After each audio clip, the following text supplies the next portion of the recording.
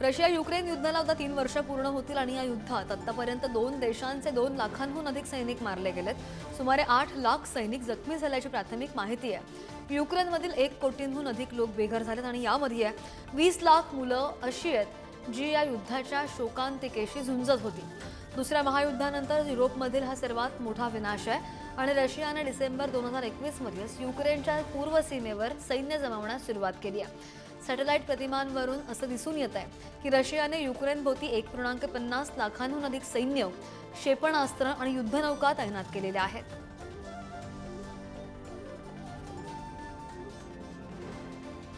इस्रायलमध्ये युद्धविरामासंदर्भातील करारातील पहिला टप्पा पूर्ण होऊन दुसऱ्या टप्प्याला सुरुवात झालेली आहे. दरम्यान पुन्हा एकदा इस्रायल आणि हमासनं तणाव वाढत असून अनेक प्रश्नचिन्ह निर्माण झाले. हमासने इस्रायल पंतप्रधान बेंजामिन नेतन्याहू यांच्यावर गंभीर आरोप केलेले आहेत आणि हमासने नेतन्याहूंनी युद्धविराम करार तोडण्याचा प्रयत्न सुद्धा केला असल्याचं हमासचं म्हणणं आहे. नेतन्याहू सरकार करार अपयशी ठरण्याचा प्रयत्न करत असल्याचा आरोप सुद्धा हमास करत आहे.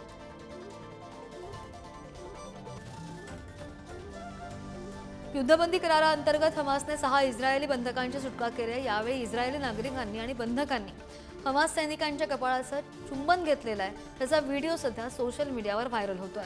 रेड क्रॉसच्या मदतीनं ओलीस इस्रायलमध्ये पोहोचले आहेत आणि या 6 ओलिसांच्या बदल्यात इस्रायल 620 पॅलेस्टाईनी कैद्यांना सोडणार आहे. कैद्यांची होणारी ही सुटका पहिल्या टप्प्यातील शेवटची सुटका असेल. तर इस्रायल आणि पॅलेस्टाईनमधील कैद्यांच्या देवाणघेवाणीचा हा करार 3 टप्प्यामध्ये पूर्ण होतोय.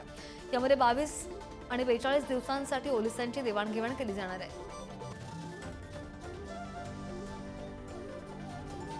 डोनाल्ड ट्रम्प यांनी हवाई दलाचे जनरल CQ ब्राउन ज्युनियर यांची जॉईंट चीफ ऑफ स्टाफच्या अध्यक्षपदावरून हकालपट्टी केली आहे. ब्राउन यांच्यासह हवाई दलाच्या प्रमुखांना सुद्धा पदावरून हटवण्यात आलेलं आहे. तर समानतेचा आग्रह धरणाऱ्या अधिकाऱ्यांच्या विद्यमान संरक्षण मंत्र्यांच्या मोहिमेचा भाग म्हणून ब्राउन यांना हटवण्यात आलाय. जनरल ब्राउन हे जॉईंट चीफ ऑफ स्टाफच्या अध्यक्षपदापर्यंत पोहोचणारे केवळ दुसरे कृष्णवर्णीय लष्करी अधिकारी आहेत. तर त्यांच्या कारकिर्दीच्या काळामध्ये युक्रेनमधील युद्ध आणि पश्चिम आशियामध्ये संघर्ष वाढलेला होता.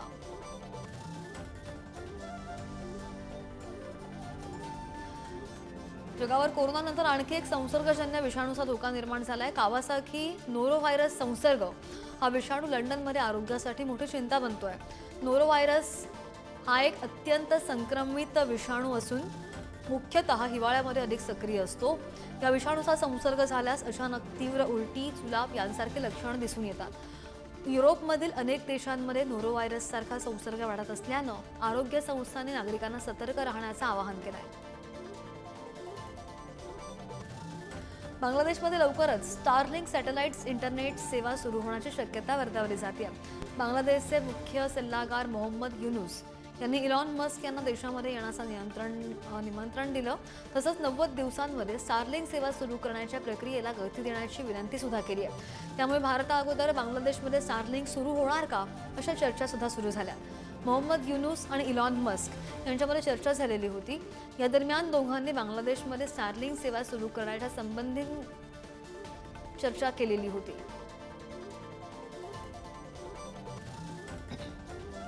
ख्रिश्चन धर्मगुरू पोप फ्रान्सिस यांची प्रकृती आता धोक्याबाहेर आहे. पोप यांना दोनही फुफ्फुसांमध्ये न्यूमोनिया आणि श्वसन मार्गाचा संसर्ग झालेला होता. गेल्या एका आठवड्यापासून त्यांना रोमच्या गेमेली रुग्णालयामध्ये दाखल करण्यात आलं. गेल्या काही दिवसांमध्ये पोप यांच्या प्रकृतीविषयी अनेक अफवा पसरल्या होत्या आणि काहींनी त्यांच्या अंत्यसंस्काराची तयारी सुरू केल्याचा दावा सुद्धा केला होता. अंत्यसंस्काराची अफवा स्विस गार्ड्सच्या प्रवक्त्यांनी खंडित केल्या. डॉक्टरांनी म्हटलं त्यानुसार पोप अजून पूर्णपणे बरे झालेले नाहीयेत, पण त्यांची प्रकृती स्थिर आहे. अमेरिकेमधील सरकारी कर्मचाऱ्यांना ईमेलवरून आठवड्यांमधील कामकाजाची माहिती द्या, अन्यथा राजीनामा द्या असं अल्टिमेटम देण्यात आलाय आणि या संदर्भात इलॉन मस्क यांनी या अगोदरच इशारा सुद्धा दिलेला होता. त्यामुळे सरकारी कर्मचाऱ्यांमध्ये अतिशय गोंधळ आणि संताप झालेला आहे. ऑफिस ऑफ कॉर्मिक मॅनेजमेंटकडून हे ईमेल सरकारी कर्मचाऱ्यांना मिळाले. दरम्यान सरकारी कर्मचारी कपातीचा योजना डोनाल्ड ट्रम्प यांनी आखली आणि ही योजना प्रत्यक्षात उतरवण्यासाठी डोनाल्ड ट्रम्प कार्यरत आहेत. कर्मचाऱ्यांना आलेल्या या ईमेल्समुळे कर्मचाऱ्यांमध्ये भीतीचं वातावरण.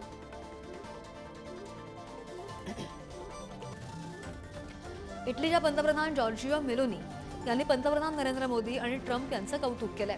जगभरातील डाव्या विचारसरणीचे ठोंगी नेते असल्याचं त्यांनी म्हटलेलं आहे. उजव्या विचारसरणीच्या नेत्यांच्या उदयामुळे डावे नेते निराश झालेत असं सुद्धा त्या म्हणाल्या.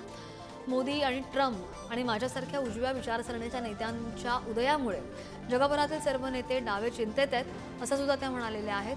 लोक डाव्या विचारसरणीच्या लोकांवर विश्वास ठेवत नाहीत असंही मेलोनी म्हणाल्या.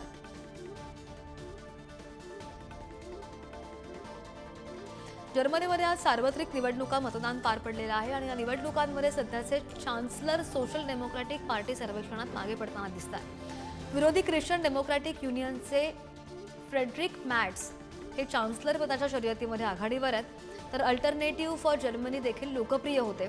सर्वेक्षणानुसार 29% लोक फ्रेडरिक मॅट्सच्या पक्षाला समर्थन देतात, तर 21% लोक कट्टरपंथी एलिसच्या पक्षाला समर्थन देतात.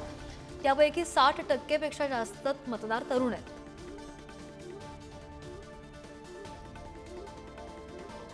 पाकिस्तानचे पंतप्रधान शहबाज शरीफ यांनी आपल्या देशाच्या प्रगतीविषयी एक मोठं विधान केलंय.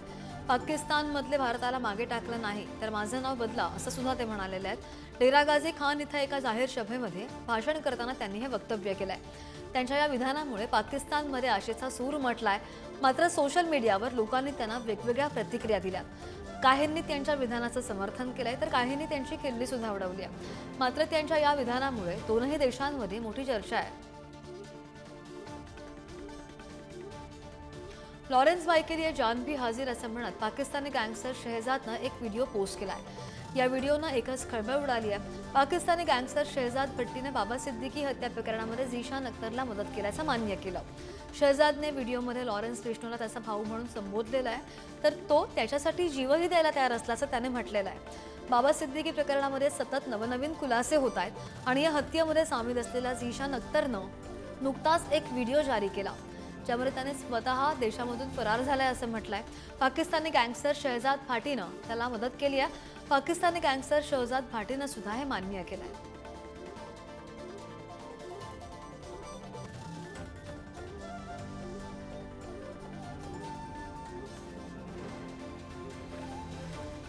यूपी वॉरियर्सने वुमेन्स प्रीमियर लीग 2025 मधील पहिल्या विजयाचा मान मिळवला आहे. ग्रेस हॅरिसच्या हॅट्रिकच्या जोरावर यूपीनं दिल्लीचा 33 धावांनी पराभव केला.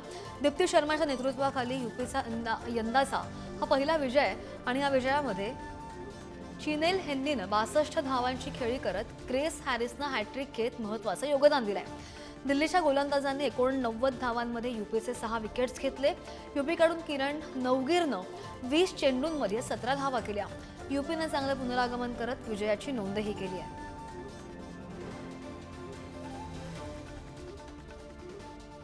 दिल्ली विधानसभेमधील आपच्या विधिमंडळ नेतेपदी आतिशी यांची निवड करण्यात आली आहे आणि त्यामुळे आतिशी या दिल्ली विधानसभेमध्ये विरोधी पक्षनेते असतील.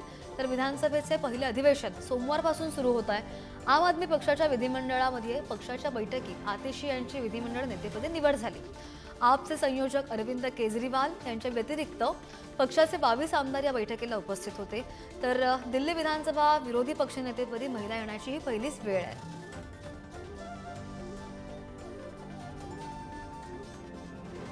न्यायपालिकेला संविधान बदलण्याचा अधिकार नसल्याचं उपराष्ट्रपती जगदीप धनखड यांनी म्हटलंय.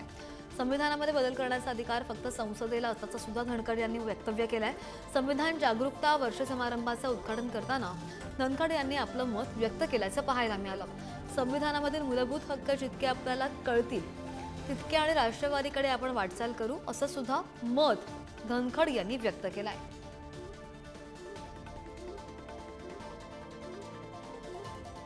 अमेरिकेने लाखभर सरकारी कर्मचाऱ्यांना कामावरून कमी केल्यामुळे खळबळ उडाली आणि अशावरच आता हरियाणा सरकारनं सुद्धा अमेरिकेच्या धर्तीवर निर्णय घेतलेला आहे.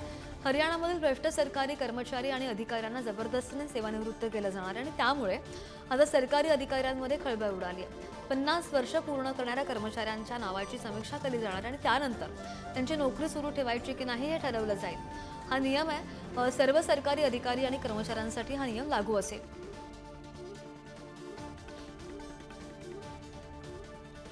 मध्य प्रदेश हायकोर्टानं विवाहित महिला आणि पुरुषांमध्ये सुरू प्रेमसंबंधांसंदर्भात झालेल्या वादावर महत्त्वपूर्ण निकाल दिलाय.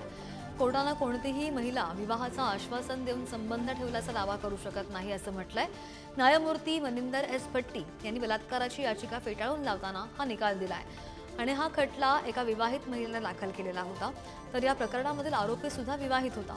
कोर्टाने एससी आणि इतर न्यायालयांच्या निकालांचा हवाला देत हा निर्णय दिला.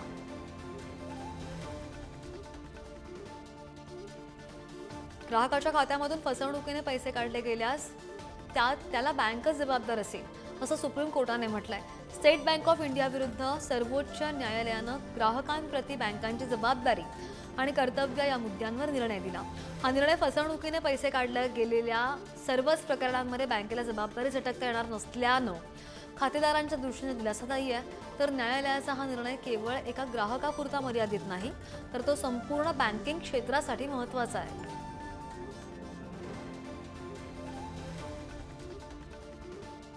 महाकुंभच्या 42व्या दिवशी प्रयागराजमध्ये भाविकांची प्रचंड गर्दी पाहायला मिळाली. वाहतूक कोंडी सुद्धा झालेली आहे. संगमापर्यंत येणाऱ्या भाविकांना प्रचंड गर्दीमुळे अर्धा तासाचं अंतर कापण्यासाठी जवळजवळ 4 तास लागतात. 60 कोटी भाविकांनी आतापर्यंत स्नान केलेलं आहे आणि देशामधील जवळपास निम्म्या लोकसंख्येने यंदा कुंभमेळ्यामध्ये स्नान केल्याची माहिती समोर आली. 144 वर्षांनंतर आलेल्या या महाकुंभ मेळाव्याचं आता अवघे 4 दिवस उरलेत आणि त्यामुळे भाविकांची गर्दी सुद्धा वाढतीये.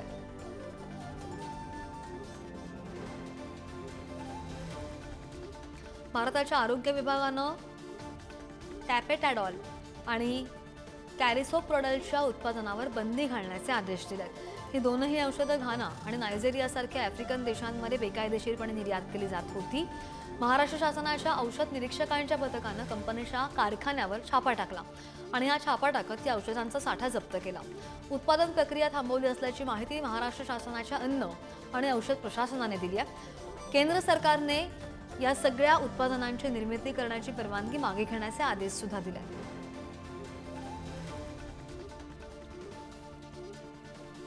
पाटणामधील रायापूर इथं राहणाऱ्या मालती सिन्हा या महिलेने 6 फेब्रुवारीला एक ऑनलाईन मिक्सर मागवला.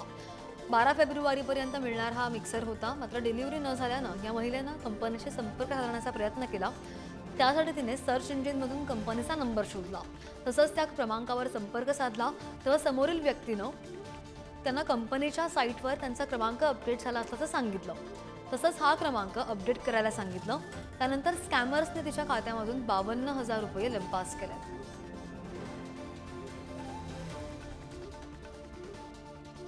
मणिपूरमध्ये 2 वर्ष सुरू असलेल्या संघर्षानंतर केंद्र सरकारने राष्ट्रपती राजवट लागू केली आहे आणि त्यानंतर राज्यामध्ये शांतता प्रस्थापित करण्यासाठी अनेक महत्त्वाची पावलं उचलली जात आहेत. दरम्यान मणिपूरमधील तुईबोम या गावामध्ये आसाम रायफल्सच्या जवानांनी 16 हत्यारं आणि दारुगोळा जप्त केला. राज्यपाल अजय कुमार भल्ला यांनी दिलेल्या सक्त इशाऱ्यानंतर ही शस्त्रास्त्र सरकार जमा झालेली आहेत. आसाम रायफल्सनं दिलेल्या माहितीनुसार जोमी आणि कुकी समुदायांमधील नेत्यांनी स्वेच्छेने हत्यारं जमा केलेली आहेत.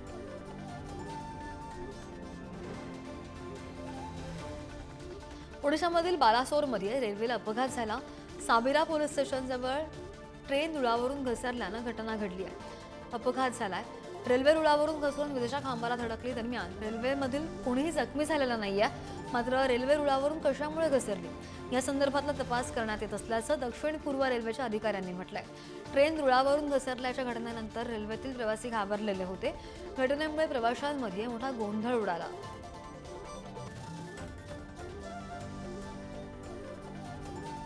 लग्नाच्या कार्यक्रमामध्ये झालेल्या गोळीबारामध्ये एकाचा मृत्यू झालेला आहे. पंजाबमधल्या जालंधरमधील ही घटना आहे. चक तेसराज गावामध्ये एका लग्न समारंभात गोळीबार झाला आणि या अपघाती गोळीबारामध्ये परमजीत सिंग नावाच्या 45 वर्षीय व्यक्तीचा मृत्यू झाला. ही घटना लग्नापूर्वीच्या पारंपरिक कार्यक्रमादरम्यान घडली. परंतु मृत व्यक्तीच्या पत्नीनं आपल्या पतीचा गोळीबारामध्ये मृत्यू झाला नसल्याचा दावा केलेला आहे. पती परमजीत सिंग यांचं हृदयविकाराच्या झटक्याने निधन झाल्याचं पत्नीनं म्हटलेलं आहे.